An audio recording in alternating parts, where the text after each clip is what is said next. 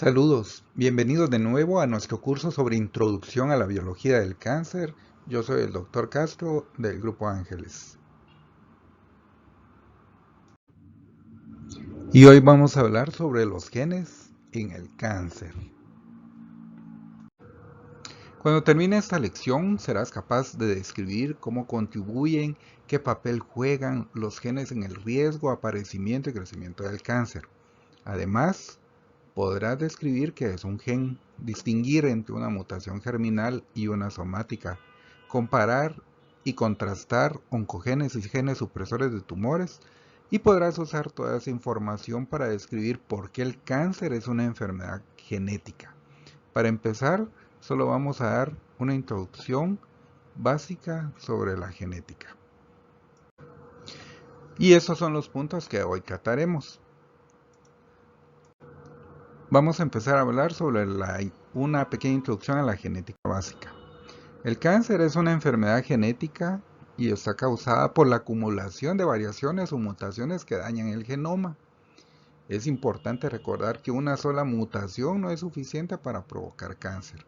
Pero antes de poder empezar a entender por qué el cáncer es una enfermedad genética, necesitamos primero entender qué es un gen. El gen fue descrito por primera vez por el padre Gregor Mendel, quien era un monje austriaco a quien se le conoce como el padre de la genética. Él estudió los guisantes, su forma, su color y su peso y publicó sus primeros descubrimientos en 1866, lo que quiere decir que esta idea de genes y genética en realidad no es realmente nueva.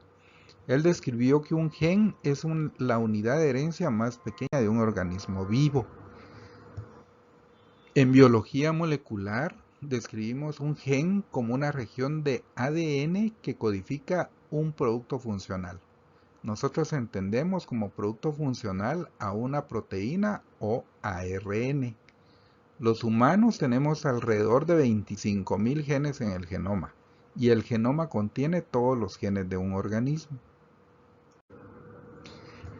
El ADN da instrucciones para todos los procesos del cuerpo y está formado de bases que se unen con otras para formar una escalera en espiral, que por su forma tridimensional es conocida como la doble hélice, que es lo que puedes apreciar en el dibujo de tu izquierda, un ideograma sobre cómo es esta escalera en espiral. La timina se une con la adenina y la citosina se une con la guanina.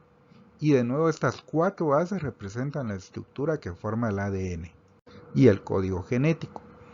Cada vez que una célula se divide, esta debe replicar su ADN para pasar las instrucciones necesarias para la vida de sus células hijas. En un solo núcleo de una célula hay 1.4 metros de ADN. ¿Cómo puede tanto ADN estar empaquetado en tan pequeño espacio sin enredarse y o romperse durante la replicación? Los organismos han resuelto este problema empaquetando el ADN en los cromosomas, y a la derecha está un ejemplo de un cariotipo de trisonomía 21. Lo que vemos son los cromosomas de 1 a 22, que son los cromosomas somáticos, más los cromosomas sexuales, en este caso 2 cromosomas X. Te darás cuenta que hay 2 de cada uno en cada cromosoma. Esto es debido a que los humanos somos diploides. Tenemos 2 copias del mismo gen. Hay un gen del lado de nuestra mamá y otro del lado de nuestro papá. Un gen materno y otro paterno. Y todos estos genes están contenidos en estos cromosomas que forman el genoma. ¿Cómo esta información del ADN que forma genes se transforma en un rasgo observable? En otras palabras, cómo el genotipo hace que se exprese el fenotipo, que es como llamamos a los rasgos observables, al bigote, al color de ojos, a la forma del cabello. Esto es explicado por lo que conocemos como el dogma central de la biología molecular. Y esta es una de las partes más importantes de esta plática.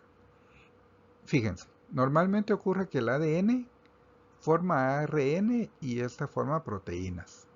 Así que vamos a desenredar esto un poco. Cada vez que una célula se divide, esta replica su ADN y hace una copia de sí misma que transmite a las células hijas. Este ADN permanece en el núcleo con el fin de protegerse, excepto en el transcurso de la división celular. De ese modo no tenemos más errores en el ADN a lo largo del tiempo. El ARN es el código del ADN en los genes, así que este se transcribe o copia desde el ADN. Entonces es exportado después desde el núcleo hacia el citoplasma. Este código, esta copia, este ARN es entonces traducido en proteínas, y las proteínas son las que hacen el trabajo en la célula. Es decir, que las proteínas forman la estructura de la célula y son importantes por señalar la transducción para la comunicación y el metabolismo de la célula. Entonces, ¿cómo hacen los diferentes tipos de células para diferenciarse unas de otras y hacer diferentes funciones en nuestro cuerpo? ¿Por qué una célula del ojo no se transforma en una célula del hígado? Recordamos que cada célula en nuestro cuerpo contiene el mismo tipo de ADN. La manera por qué una célula se especializa en el ojo y la otra forma parte del hígado es porque incluso si todas las células tienen el mismo ADN, solo una subparte de los genes son transcritos en el ARN. Y esto se explica en el campo de la epigenética. Podemos hacer una analogía entonces entre genética, genes y epigenética cuando pensamos en los códigos de circulación.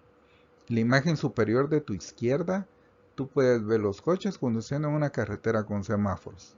En este caso, la carretera son los genes del ADN. Es la misma para todos. El tráfico, o donde los carros o autos están realmente moviéndose, sería la expresión del gen. Y los semáforos que regulan que los carros pueden avanzar y hacia dónde tienen que ir para diferenciarse en una célula ocular o en una hepática, es lo que se conoce como regulación epigenética.